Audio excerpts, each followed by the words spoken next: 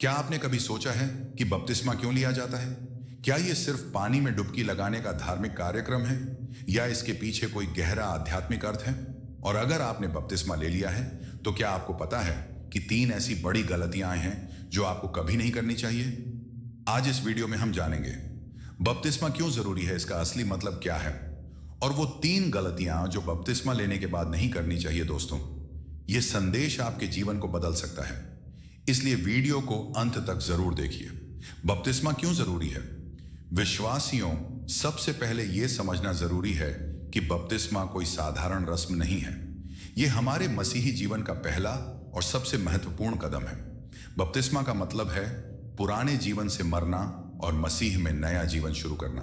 Bible कहती है, Romeo 6:4, हम बपतिस्मा के द्वारा उसके साथ मृत्यु में गाड़े गए ताकि जैसे मसीह मरे हुओं में से जी उठा वैसे ही हम भी नए जीवन में चलें। इसका मतलब है कि जब आप बपतिस्मा लेते हैं तो आप सार्वजनिक रूप से गवाही देते हैं कि मैंने अपने पुराने पापों को छोड़ दिया है, मैं यीशु मसीह को अपना प्रभु और उद्धारकर्ता मानता हूं, अब मैं नया जीवन जीना चाहता हूं।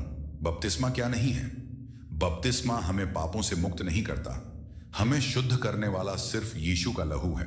लेकिन बपतिस्मा उस बदलाव की बाहरी गवाही है जो अंदर हमारे दिल में हो चुका है। यह एक कवनेंट है कि अब मैं मसीह के साथ चलूंगा और उसके रास्ते पर जीवन भर टिके रहूंगा। बपतिस्मा का प्रतीक क्या है? बपतिस्मा सिर्फ पानी में डुबकी लगाना नहीं है, यह जीवन की दिशा बदलने का संकेत है। यह 3 बातों का प्रतीक है। सार्वजनिक गवाही, मैं अब मसीह का हूं। शुरुआत, पुराना जीवन खत्म, अब पवित्रता और धर्म का जीवन।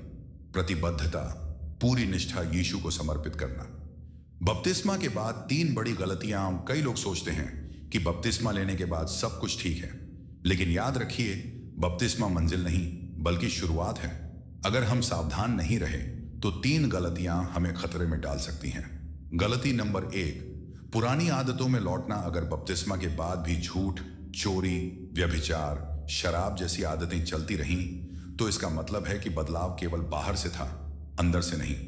बाइबल कहती है 2 कुरिन्थियों 5:17, जो मसीह में है वह नई सृष्टि है, पुरानी बातें बीत गईं, देखो सब कुछ नया हो गया है। वचन और प्रार्थना से दूर होना।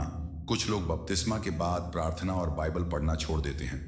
यह ऐसे है जैसे आपने पौधा लगाया लेकिन पानी देना बंद कर दिया, पौधा सूख जाएगा। वैसे ही आत्मिक जीवन भी बिना वचन और प्रार्थना के सूख जाता है। इसीलिए रोज परमेश्वर से संगति बनाए रखिए। गलती नंबर 3, दुनिया से समझौता करना। मसीही जीवन आसान नहीं है, कभी मजाक सहना पड़ेगा, कभी परिवार का विरोध। लेकिन अगर हम दबाव में आकर फिर से पाप में लौट जाते हैं तो हम उसी रास्ते पर जा रहे हैं जिससे यीशु ने हमें छुड़ाया था। बाइबल कहती है, याकूब 4:4, जो संसार का मित्र होना चाहता है वह परमेश्वर का शत्रु हो जाता है। इसलिए किसी भी कीमत पर विश्वास में डटे रहिए। निष्कर्ष विश्वासियों, बपतिस्मा सिर्फ एक दिन का कार्यक्रम नहीं है, यह जीवन भर का वादा है। अगर आपने बपतिस्मा लिया है तो याद रखिए, यीशु ने आपको नया जीवन दिया है। अब समय है कि हम उस जीवन को पवित्रता और सच्चाई में जिएं।